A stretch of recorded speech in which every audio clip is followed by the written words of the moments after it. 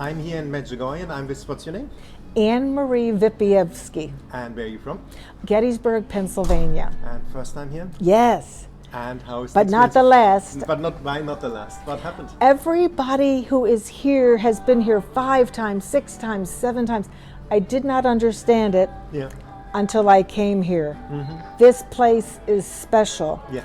All hours of the day or night you hear singing. I open my hotel door. I'm at the Villa Grace, right around the corner from this place, Hotel Grace. And I walk out on my balcony at night and teenagers are coming down the streets singing to the Blessed Mother.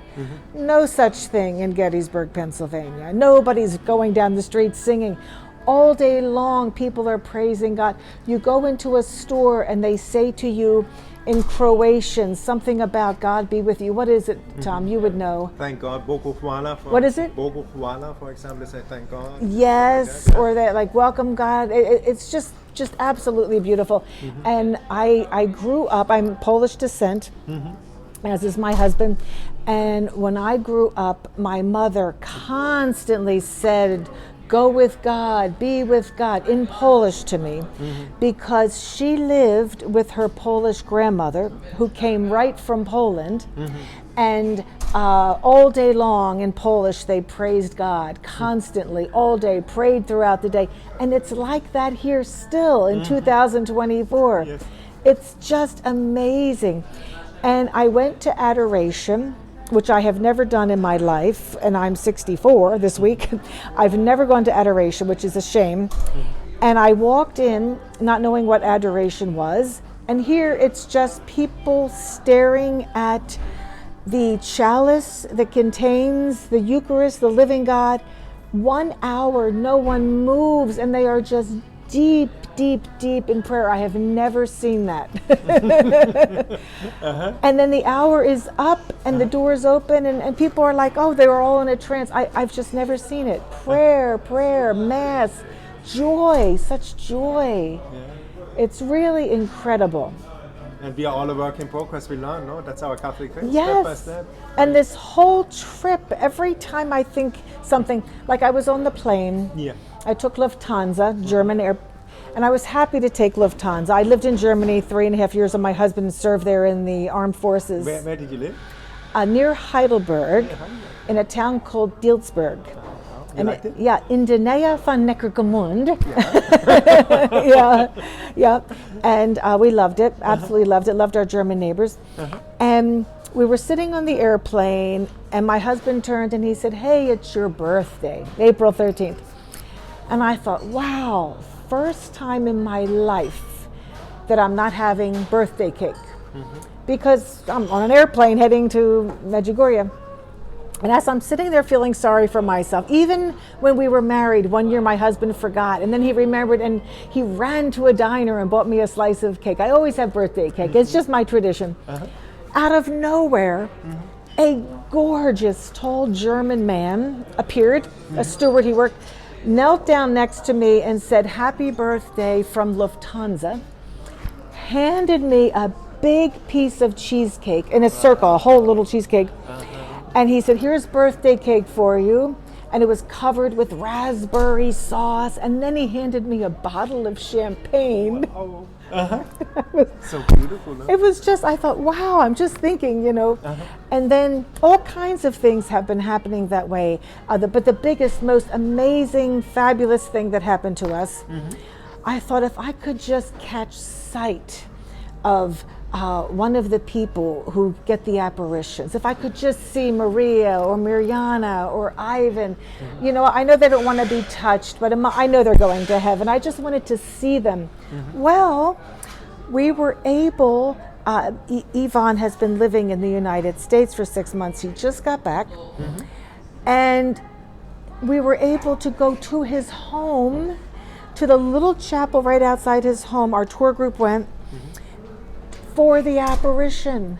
So the Blessed Mother came and we were there. I couldn't believe it. I've watched so many videos about it, and we were there for it. And I had bought tons and tons of rosaries and crosses and all sorts of religious articles, and I had them all in my backpack with me. And I was just hoping that I could get them blessed somewhere in Medjugorje. And I would have my own priest back at home bless them, but I wanted them blessed in Medjugorje. And Ivan finished the apparition, and he came to and he said it's very hard for him to get back to being Ivan after he has been with Our Lady. And he has this transition period. He doesn't want to talk much. He's just really, he still wants to be with Our Lady, not back here. And he said, but I want to let you know that Our Lady said she blessed all of the religious articles in this room. And he said, she told me she was going to do that, and then she blessed them in Aramaic, her language. And I thought, how cool is that, that the bag of stuff that I have was blessed by the Mother of God in Aramaic? Wow. So when I got back to the room, I put all those objects aside with a big sign. These are the ones that were blessed by the Mother of God, because I didn't want to mingle them with things I bought off a street vendor that were not blessed by the Mother of God. So it's just been all kinds of amazing things are happening this week. And the biggest thing, I'm a big fan of Father Donald Callaway. He is a Marian priest, and right now he lives in Steubenville, Ohio. And he tells his story, his testimony, and he was a wild, wild, wild young man. You probably know his story. Everybody does. Yeah. Keep on going. Yeah. He, when he was a teenager, he ended up, his father was in the service, in the Marine Corps, and his father got orders for Japan. So he had to go with his dad to Japan and his mom. And he was wild, and he was doing heroin, and he got in with the Japanese mafia. And if you just Google Father Donald Callaway, or like YouTube him, I mean, he has all, he tells his story, but he got worse and worse and worse, and he was wanted internationally. He was robbing Japanese stores at night because he knew they weren't real secure, and he was able to take the cash. He did horrible things. And he was sent back to the United States, one military policeman on each side escorting him back. And when he got back, his mother had to come home, his father had to finish his tour in Japan. His mother, Lachita, came back with him, and his mother had just converted to Catholicism, as did his dad, and she had a book. The title was something like Our Lady of Medjugorje. Do you know the exact title? No, it's like Our Lady of Medjugorje. And he started reading it at home, where he had to be for house arrest, and something happened. Our Lady spoke to him, and it clicked. He had dropped out of high school, and he just had to become a Catholic. And he ran down to the military chaplain, a Catholic chaplain, and he said, I have to become Catholic. Tell me about everything. Tell me about the Eucharist. And the priest said, I'm about to start Mass. Just sit in the back, please. Afterwards, I'll talk to you. And he said, I want you to go to Mass. And the kid did, the teenager, Donald Callaway. And he said there were Filipino women sitting there, and they kept turning and trying to get him to pray the next decade. He didn't even know what they were holding. He was holding rosary. And he said these Filipino women just kept after him, on post, because they must have been there with their spouses. And he said, thanks to Filipino women, mainly God, Our Lady, and these Filipino women, he became a Catholic. And he wrote to the Marian priest in Stockbridge, Massachusetts. He loved that order. He heard about them. They accepted him. They helped him get through high school, college. He got his doctorate. His vocabulary is now phenomenal. He speaks around the world. He's so charismatic. So I said to my husband just a few weeks ago, I said, my mother just died. For years, you have been helping me take care of her. We're free now. Our son is grown. We can do something. What should we do? And he said, I want to go to Medjugorje. I said, you do? I said, we've been to Fatima. We've been to Lourdes on a military pilgrimage when he was still in the army. We've been to Częstochowa. which is not a site where Mary appeared, but it's a very holy site in Poland. And it has the famous painting of Our Lady of Częstochowa. And he said, I want to go to Medjugorje. I said, okay. So I went to my computer and I plugged in trips to Medjugorje, and the first one that popped up was Father Callaway leads a group to Medjugorje. I turned to my husband, I said, this is the guy that I watch his videos all the time. Let's go. I called, they accepted us. I then told a friend, she called, and they said, oh no, that's booked. There's no room on that. It was just a miracle. And I've talked to people who said that they were told months ago they couldn't get in. So somebody must have dropped out, and we just called at the exact moment, and we got in, which is wonderful. And then I told people at my church, and they called, they couldn't get in, it was booked. So it's just a miracle that we were able to get on this exact trip. And Father Callaway has been saying the masses, and he's just such an amazing speaker. Another one that I just am amazed that I'm going to start following him is Father Leon, and I don't know how to say his last name. It's P-E-R. Pereira? From Medjugorje. Yes, E-I-R-A. Yes, beautiful priest. Huh? P-E-R-E-I-R-A. Yes, and he's not just a beautiful priest. He just tells you, he says, wake up. Wake up. He yells at you. It's fabulous. It's what we all need, and he said, if your neighbors don't know you're Catholic, then you're not, because you're not practicing your Catholic faith. If people don't even realize that you're a Catholic. So he's an amazing person. Yeah, keep on going. No. And how is it to be with Father Callaway? How is that for you? Like, experience him? He's amazing, and his mother is adorable. She's a very short Italian lady. She's here as well? She's with him. Wow, that's amazing. Lachita Callaway. Yes. His dad wasn't able to come, and he has a brother who's home. He's like in his 40s, but the mom is here, and she is precious. When I got off the airplane in Sarajevo, it's a 2.5-hour ride then. We went from Philadelphia to Sarajevo, or to Frankfurt, Germany, and then Frankfurt, Germany to Sarajevo, and then a 2.5-hour ride here by bus, and she sat next to me on the bus. So it was wonderful that I had 2.5 hours with her. You see, the one who delights in the Lord, you are joyful, you are happy. I just can't believe you get all these presents. I couldn't believe that I was with his mom. She's so darn cute. She's really, she exudes joy, And I just kept saying, thank you for your son, my God. He's converting people right and left. People are not embarrassed to go to confession to a man who did heroin, who stole, who was wanted by the police, who was an alcoholic. He did it all, And now he's just an amazing Orthodox priest, really, Catholic. Yes, as Catholic as can be. And he keeps saying, we have the Eucharist, we have the living God. And he's so happy, just happy to be Catholic. It's just wonderful. And what is the Eucharist for you? What did you learn from Father? That it really, truly is the living God. And now I can sit there for an hour and just converse with, looking at the host.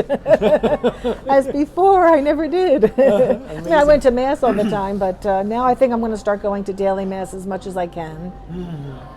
And you pray the rosary? Did you pray that before? I used to pray it here and there. As we got closer to the trip, I was trying to do it a few times a week. Now I'm going to do it all the time. Why? Yeah. Because Our Lady asked us to, and she didn't ask us to do much. She said we should go to confession at least once a month. I was going once a year. It's called the Easter duty. You should go to at least minimum as a Catholic once a year, and I did the minimum, and I don't want to keep doing the minimum. It's because I'm now a senior citizen, and there's a joke that why do senior citizens read the Bible? Because they're studying for finals. And it's true. I thought yesterday too, one thing is sure for all of us, we are going to die. Right. No one gets out of here alive. No one. I mean, we are going to resurrect. You will die. We will resurrect in heaven. Yeah. A new life, but here for sure, no? Yes, for sure. And then when you think of that, and also I think, I'm 52 now. I think, man, how many more years?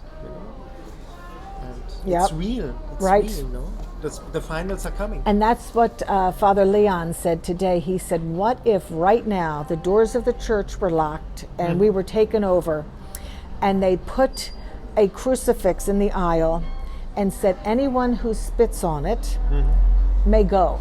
You know, whoever closed the doors, you know, if we were attacked by some foreign whatever right now, and they came in with guns and said, spit on the cross, you can go. Would you go? Would you spit on the cross? And then everybody was like, no, none of us would spit on the cross. And he said, you say that, but do you go to Mass every Sunday? He said, if you don't go to Mass every Sunday, you shouldn't call yourself a Catholic. Because if you truly were a Catholic and truly would die for Jesus, you'd be there. You know, and everybody was like, oh. No, I go. But it's the truth, sometimes truth hurts. Yeah. And then he's the one, Father Leon Pereira, who kept saying, wake up. Absolutely. It's an amazing priest. He's straightforward, the truth, speaking it out. Yes. The priests here are very, very upfront. They just say it like it is. Like I went to confession here, and the priest said to me, I went and it said he speaks Polish and English. So after we were done our confession, I said, oh, Father, I just wanted to let you know I'm Polish. And he started talking Polish to me, and I said, I don't speak it. And he said, why not? Why would someone of Polish descent not have learned the language? And I said, oh, I never took the time. He said, that is sad. And I just felt terrible. I was like, yeah, I guess I'm lazy. I just felt like a dog. No, in America, priests wouldn't do that. They, you know, but here they just tell it like it is. And it is sad. My mother just died. It's too late now. But all those years, I could have had her teach me Polish. I mean, she was my mother. I could have, I could be bilingual right now. I speak some German only because we live there and I picked it up, but he's right. They tell it like it is here. Beautiful. And what do you think? I read on Facebook, Christ died publicly on the cross. Are we publicly defending him? Right. I know what you mean, because so many times I just think people say things, that everybody's trying to be politically correct. And we have to stand up for something or we'll fall for everything, and they say that all the time. Stand up for something or you will fall for everything. And it really is true. Yeah. Beautiful what you say. And so how was the experience of confessing here now? You said once a year, now you did it here? Yeah. How was the experience? It was just lovely. Like Father said, no matter what you've done, just get rid of it here in Medjugorje. And the lines are very long, but they move fast because there's just rows and rows, and you can go in privately and close the door, or there's priests sitting everywhere, and you know that they're priests because, like Franciscans, they've got the brown robe and the robes, and they have a sign that'll say the language. And it's just so cool to be watching people who are confessing in Italian and Spanish and Polish and all these different languages. It's really, really wonderful. Yeah, it's really neat. And it also reminds me how Americans only speak English pretty much.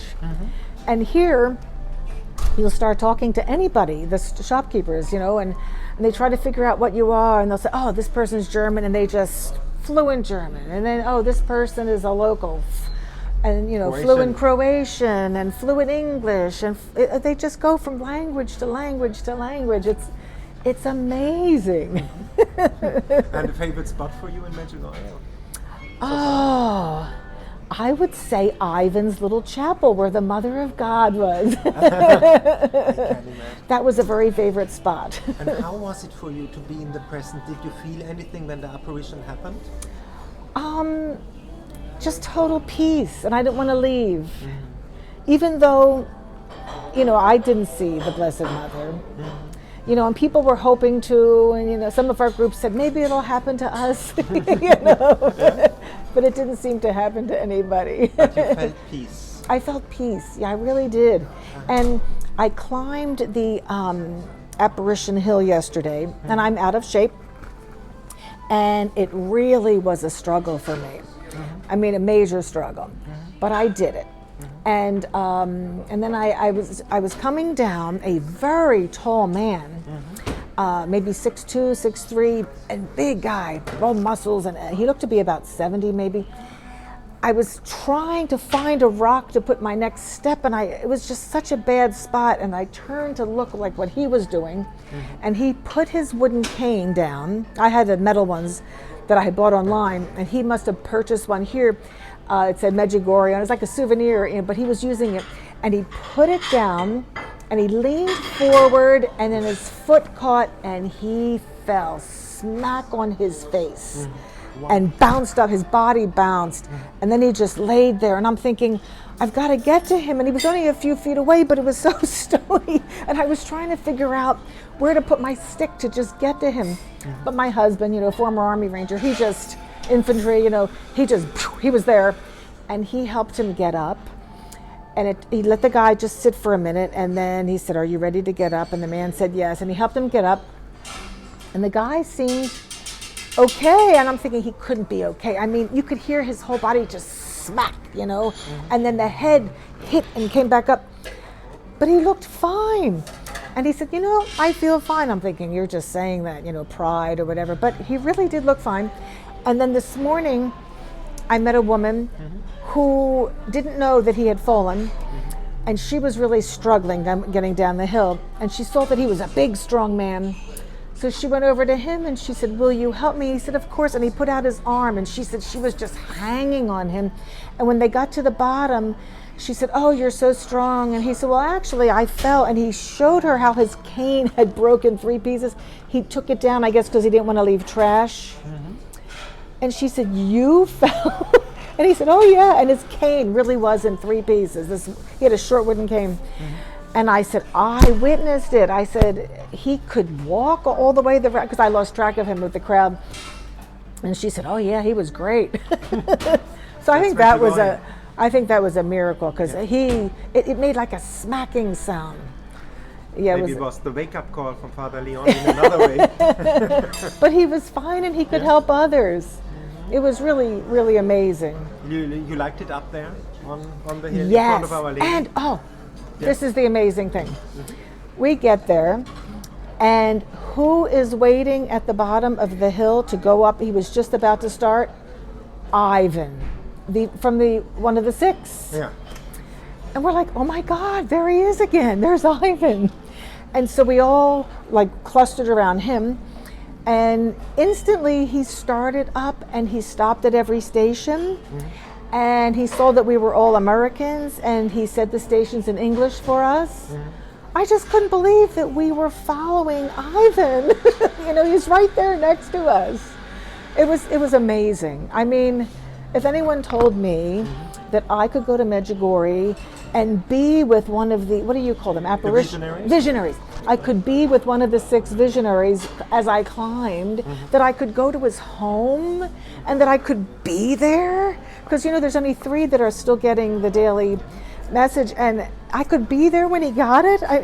It blows my mind. But when I look at you, you're so joyful, and it's written in the Bible, the one who delights in the God, the wishes of the heart are granted.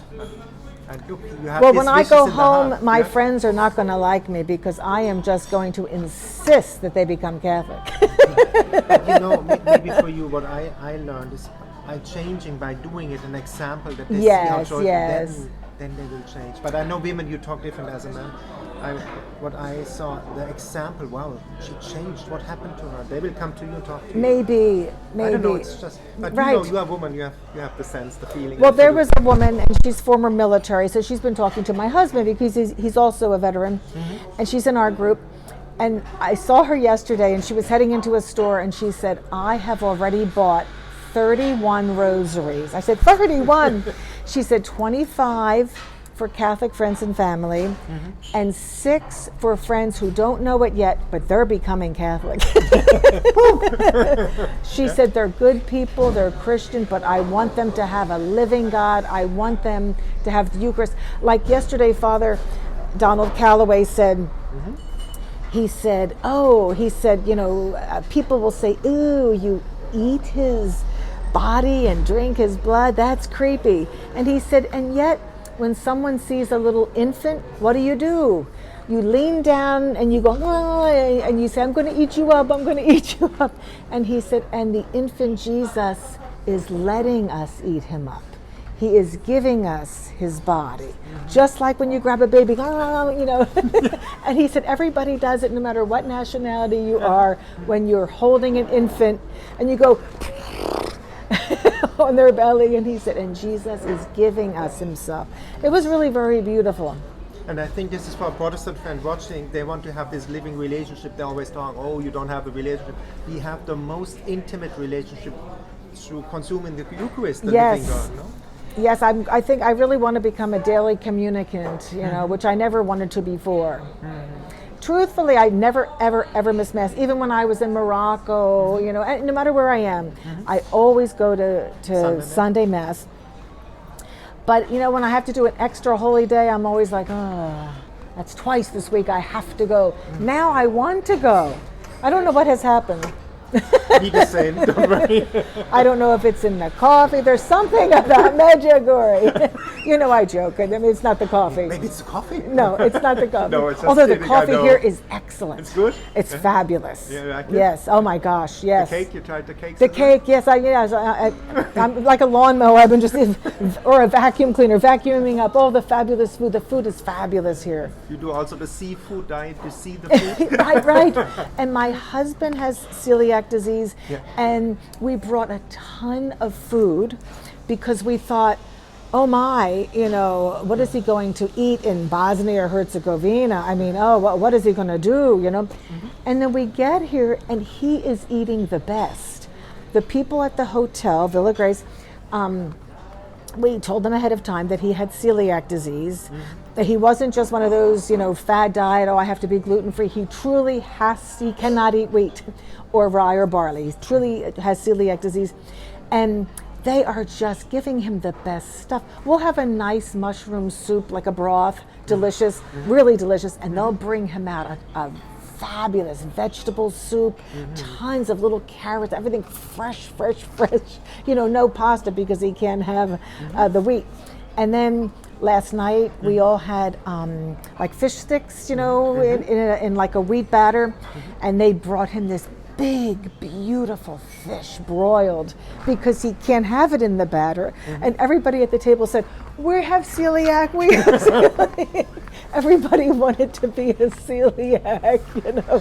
It's funny. And tell me, a lot of people look for that joy that you have. What would you tell them as advice? They have to come to Medjugorje. It's all there is to it. You have to come. And now I know why people come back and come back and come back, you know. I mean, why? They just, you can't get enough of it. I don't want to leave. I'm supposed to go Monday is the end of the tour, and we scheduled a few extra days in Dubrovnik. I don't want to go to Dubrovnik. I want to stay here. You know, that's what they said before. They say like, okay, we do 1 day in Medjugorje and we do 7 days at the beach. Dubrovnik Yeah. The next time. Right. No days at the beach, only Medjugorje. And you know, there is not a hotel here that I have seen, not one, that has a pool or a spa. But they're just, you don't want to be in the pool. You want to go to, you know, all these things at night to honor Jesus. You want to go to the Divine Yes, Spa. yes. And then there's the statue of the risen Christ that actually water or some kind of a liquid comes from the knee. And it's not all the time that it does it. But I went and I stood in the line and it wasn't doing it. And I thought, oh well, but I still went up to rub it, and then a little drop came out. And I thought, oh my God, it's happening. And impossible to explain, no? Why? Impossible. They don't know why. Scientists have studied why in the world would water stay, you know, it was a really hot day a few days ago when I was there, really hot. Today it's cooler. I can finally wear my sweater. I packed too many clothes for cold weather, and I only had like one summer shirt, and I was wearing it that day. And I took this little hanky that says Medjugorje, and I rubbed it, and then I looked, and this bead of water appeared, and I said, oh. And what is for you until now in your life, the biggest life lesson? What would you like to share with people? Well, like Father Leon would say, wake up. Wake up. And he said, all of you, Father Leon today said, all of you, he was at Mass. He started Mass, and then Father Callaway took over as the main celebrant. But before Mass started, Father Leon said, all of you, if you were told you had 1 hour to live, what would you do? And he said, if it's, oh, I better run to confession, he said, too late. You should always be ready. And then he was telling stories of different saints who were about to become martyrs. Like they were told in prison, at sunrise, we are going to kill you. We're going to burn you at the stake or whatever. Do you have any last requests? And these saints just said, let me have a good night's sleep. They were ready. They were always ready to meet their God. And he said, if you can't say you have 1 hour, there's nothing more that you would do, you're not ready. And he said, wake up, be ready. In a state of grace, yes, confessed. Yes. And I have a very, very hard time forgiving. And different people, who have rubbed me the wrong way, over the years. I try to forgive, but I'll never forget. And this theme here is you have to forgive. And when the apostles said to Jesus, how do we pray? He gave them the Our Father, and it says, forgive us our trespasses as we forgive those who trespassed against us. And I just kind of say that part real fast because, certain people have just done things, and I'm thinking, how could you have done this or done that to me? It just really irritates me. There's one lady at our church I used to, I really have a grudge against her for something she did to me. And if I sit near her at church, I really can't enjoy the Mass. And my husband knows that, and he'll say, oh, there's so-and-so. So we move our seat so that I can enjoy the Mass, But now I have forgiven her here in Medjugorje, and I don't care if she sits next to me. And maybe, I have finally forgiven her in my heart. Yeah. Beautiful. As before it was forgive, but don't forget what she did. Now I forgive and forget, and I'm moving on. I'm not going to let that woman keep me from going to heaven, because you have to forgive to get to heaven. As Jesus said. Yes. We can't forgive in heaven if you don't forgive on earth. Exactly. And they keep reiterating that, and I'm thinking, do they know I have this problem? And they're looking at me because they keep saying over and over, you have to forgive if you want to go to heaven. I can confirm. And you are married so long, people in your also have good marriages, and how you talk about your husband so nice. What do you give us an advice for couples, how to keep the marriage alive, healthy, good? Worship together. Worship together. I was in love with a guy in college, and he was an atheist. And I went to my Catholic priest, and I told him that I really love this atheist, but my parents were against it because he was an atheist. My Polish Catholic parents did not think it was good to marry an atheist. And he said, well, I will not perform the ceremony if he's an atheist.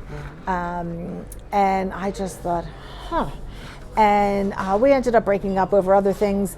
And then I met my wonderful, wonderful Polish Catholic husband. I'm Polish Catholic. Oh, my parents were so happy. Prayers were heard. Yeah.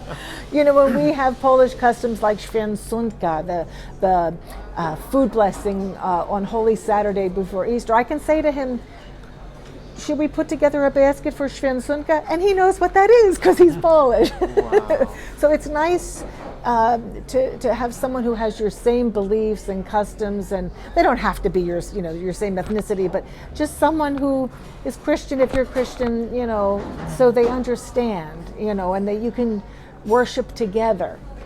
So beautiful what you say.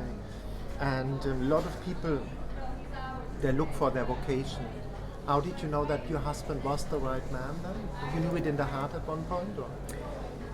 I don't know. I'm an attorney, and I spent a summer working for the Army Judge Advocate General, the JAG Corps, while I was still in law school.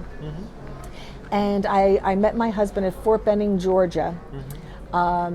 He was commanding a group of basic trainees at the time.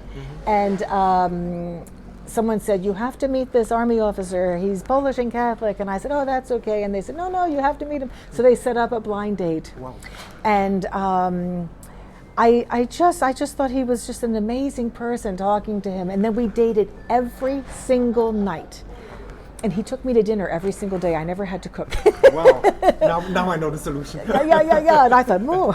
And then by the end of this summer, when I had to go back to law school for my second year, because it was after my first year, it's 3 years for law school. And I went 1 year and then went for the summer, met him.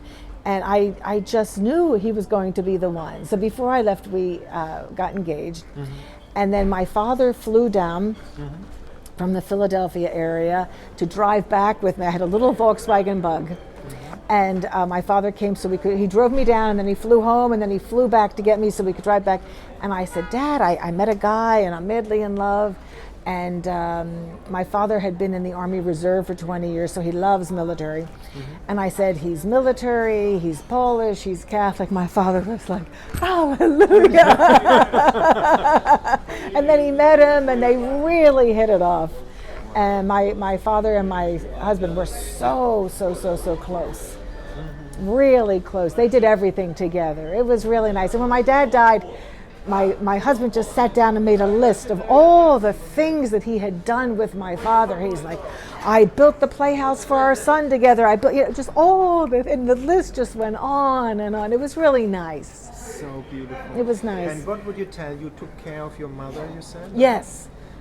A lot of people have that challenges as well. Yes. What would you give them as an advice how to get through that time and how to be a good daughter, a good son? Well, my mother was very sick for so many years. And I wish that I had been more joyful. Towards the end, I was just exhausted. And, it was a 3-hour drive to get to her, and I had to do it every few days for years. And when I would arrive, she was so happy to see me. And instead of being happy, I would be like, here I am again, and I have all these things to do at home. I wish I had not done that. I wish I had just held on, prayed more, and been more joyful, because I was, I'm angry with myself, which I confessed at Medjugorje, but I just wish, that I had realized that, she wasn't going to last forever. She had so many things wrong with her. Yeah. But we are all on the journey. We all learn. Yes. Nobody's perfect. Right. As Jesus said, the one who is perfect, throw the stone. Nobody's right. And at the end, what would you tell people? Why come to Medjugorje one time? Well, you absolutely have to. This is such a special place, and I think it's because the people here, like our tour guide, who's from here, he said when he was a teenager picking tobacco, they would sing the Ave Maria as they picked, they would pray as they picked. I have never in America heard people singing the Ave Maria while they work, ever. And even if they're Catholic, I think it's because the person next to them might be Muslim, the next person might be an atheist, and everyone's trying to not offend anyone. And here, everyone is just all praising God. And they're just singing, and it's just amazing. It's beautiful, no? It's really beautiful. You got a favorite Bible verse? I really don't. Doesn't matter. But I will start. But the lesson here, you say, was the forgiving part, no? Yes, for me, yeah. That's what you get out of Medjugorje. Yes, I have to stop holding grudges. You're shining already. You did it already. Yeah, I'm hoping. And you have a favorite saint? Oh gosh, a favorite saint. Well, I was a musician. I used to play piano and guitar, and I was the church organist years ago. So Saint Cecilia was my favorite saint then, because she's the patron saint of music. Oh, see? Yeah, but right now I like a lot of saints right now. Just Cecilia comes to mind. So many Polish ones, like Sister Faustina. Oh, exactly. John Paul II. Yes, Saint Pope John Paul II. Yes, or Saint Faustina, Polish. Yes, you're right. Wow. What can I say? Thank you for that beautiful interview. Oh yes, I'm so glad I got to meet Medjugorje Tom. Look again, coincidence, no? I know. I asked the waiter if he knew where you were, and he said there. Next to you. You were were 2 feet away. Thank you. Crazy. That's Our Lady putting the people together. You should turn the camera so people know what you look like, so they can look for you. Because I had no idea what you look like, and I've been looking around for you. But you see, God, if you delight in God, and you do, He grants the wishes of the heart. We met. Yes, so true. And a big pleasure. Thank you. Okay, take care.